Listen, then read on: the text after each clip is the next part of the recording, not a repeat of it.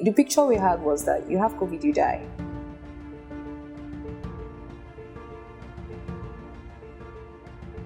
When the first case happened in Lagos, so the sample was sent to NCDC, and NCDC called because they wanted to know the origin of the sample, of this infection. They wanted to know whether it was something that was local, it was something that was imported.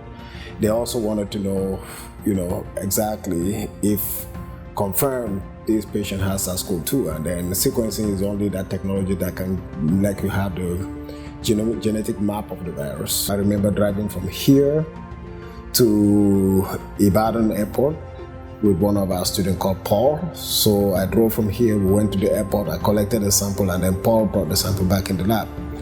It was quite frightening for the lab team to analyze the sample because we were in the era where we say it is a virus that was spreading through the air. And it was the first time we were dealing with such airborne pathogen. I entered into the cab and I carried the package that contained the sample.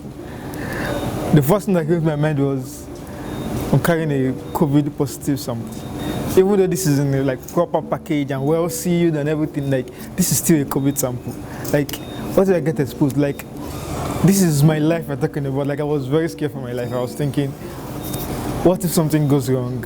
What's going to happen to me? What would my parents say? What would my parents say when they hear about it?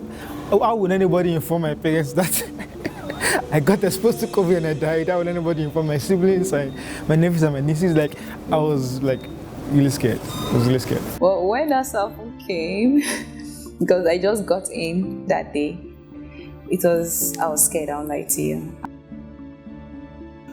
My friends were the ones that entered to do the extraction. I prepped them. I basically made sure that they are properly kitted up. I made sure that there was no single opening in their PPEs, their face masks, everything. I was I was scared. It was a bit of anxiety. We were scared, obviously, just a bit. But then I think more of an overwhelming feeling of knowing that we're going to do something to make a difference. I think that kind of superseded the anxiety or any worry that we had. We knew that this was something we were doing not for us, but for everyone, our family, well, the world at large. It was something that we needed to get done. And so our focus was, we need to get this done. And that's what we did. For me, it was a very terrifying experience. I was very, very scared. Handling the first sample to enter into the country was, I don't know how to explain it. It was just very different. I was very nervous, unlike me. I was really, really scared. We followed a safety protocol, but still what if something should go wrong? What if we're not fully prepared for this? Thinking about your family, thinking about your friends, thinking about, am I going to die after this? I can still remember the feeling to today. It was very scary. I was just terrified. I was afraid because this is COVID, SARS-CoV-2, the very first one coming to Nigeria. And we received the sample, we tried our best to follow safety protocols, but in all, we were still very scared. We were really scared.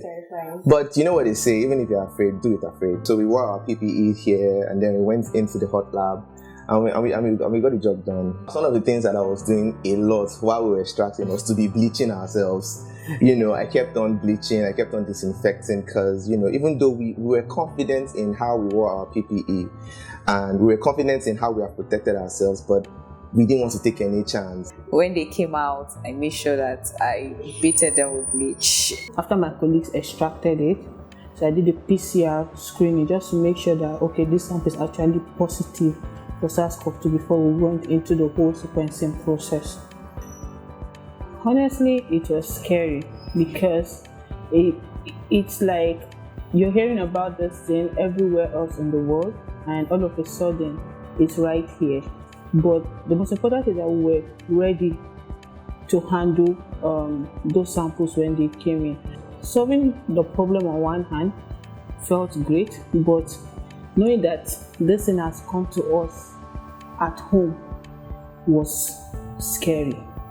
It was a bunch of mixed feelings. At the time, we had seen numbers We are seeing cases from other countries, particularly in the West, and knowing that the virus was finally within the borders of this country came with some fear, but at the same time the courage to step up to the task at hand. After PCR on the sample to confirm the diagnosis of SARS-CoV-2, I was involved in preparing the sample for sequencing. There was this initial fear, but then we actually reminded ourselves we're pathogen hunters in HG, so we're always prepared. In time past, we've analyzed samples that we do not know what is inside. So we have a project that has to do with fevers of unknown origin. We don't know what it is until we throw it into the sequencers. This is a matter of national urgency, and it was a responsibility to deliver the results in time. So we had to go ahead and do the job and get the result out. Just like every other Nigerian, we were absolutely terrified. Everyone was like, oh, there's COVID lab, there's COVID, and everyone was like really on the edge.